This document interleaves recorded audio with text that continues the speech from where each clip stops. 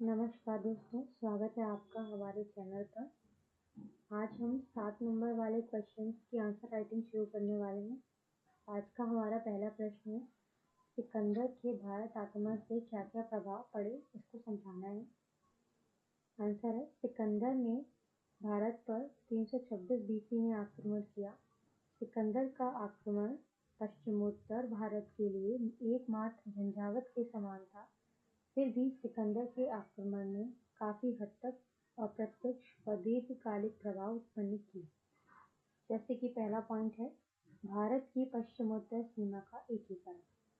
भारतीयों में राजनीतिक एकता का संचार हुआ। यह कार्य आगे चलकर चंद्रगुप्त मौर्य ने किया। दूसरा पॉइंट है, यूनान तथा भारत के व्यापारिक द्वार खुले। भारतीय तथा यूनानी एक दूसरे के समीप आ गए, जिससे दोनों देशों के मध्य स्थल और जल मार्ग से व्यापार संपन्न हुआ। थर्ड पॉइंट है, भौगोलिक खोज।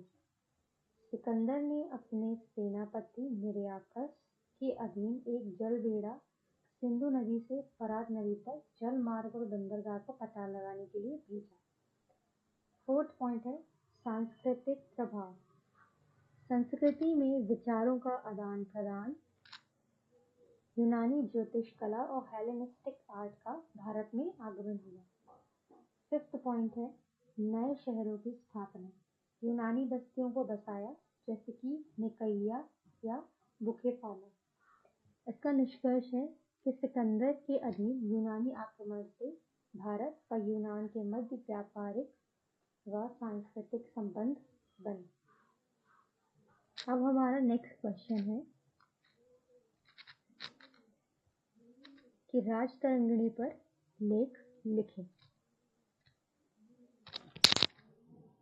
तो फर्स्ट इसका आंसर शुरू करते हैं। राजतरंगिणी एक संस्कृत में लिखित ऐतिहासिक ग्रंथ है। इसके लेखक हैं कल्हड़। इसकी जो रचना है लगभग 1148 से 1150 के मध्य हुई।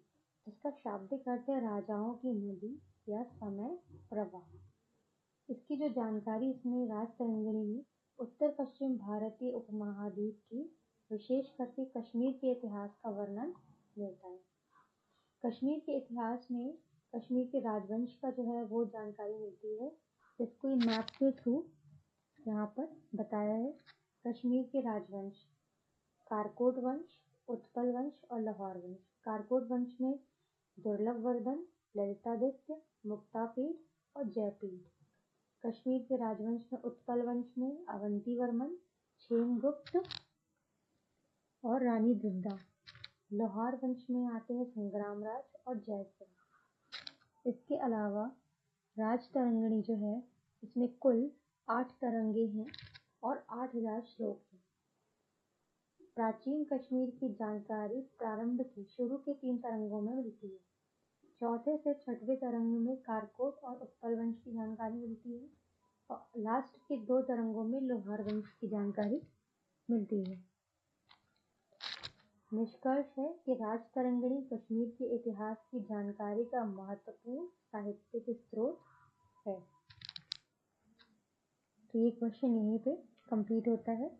हमारा नेक्स्ट क्वेश्चन है कि महमूद गजनवी के भारत आक्रमण के प्रभाव व कारण को समझाना है। तो इसका स्टार्टिंग हम ऐसे करते हैं कि महमूद 1997 ईस्वी में गजनी के राजगद्दी पर बैठा और इतिहासकार हेनरी इलियट के अनुसार महमूद ने कुल 17 बार भारत पर आक्रमण किया। इसके आक्रमण के क्या क्या कारण थे, इसको इस प्रकार से डायग्राम से समझाया गया है। जैसे पहला पॉइंट है कि भारत में इस्लाम की प्रतिष्ठा का प्रचार प्रसार करना। दूसरा, भारतीय संपत्ति को लूटना। तीसरा, पड़ोस के हिंदू राज्यों को नष्ट करना। फिर भारत से हाथी प्राप्त करना। नेक्स्ट है यश की लालसा और आखिरी है खलीफा का आदेश। ये सारे कारण थे जिसकी वजह से महमूद गजनवी ने भारत पर आक्रमण किया। इस आक्रमण का क्या प्रभाव पड़ा वो इस प्रकार से समझाया गया है। जैसे कि पंजाब व सीमांत राज्य का गजनी में विलय हुआ। यहाँ अपार जनधन की हानि हुई, भारतीय राजाओं की शक्ति का विनाश हुआ, भारत में इस्लाम का प्रसार हुआ और भारतीय कला व संस्कृति का विनाश हुआ। इसके बाद स्थायी तुर्की राज्य की स्थापना हुई। ये सारे प्रभाव हैं जो गजनवी के आक्रमण से भारत पर देखे गए। इसका निष्कर्ष निकलता है कि महमूद के कई सफल आक्रमणों ने भारतीय शासकों की दुर्बलता को उजागर कर दिया। इससे प्रभावित होकर आगे चलकर मोहम्मद गौरी ने भारत पर आक्रमण किया और एक स्थायी तुर्क राज्य की स्थापना कर दी, जो आगे 500 सालों तक चलता रहा। आज के लिए इतना ही। Thank you.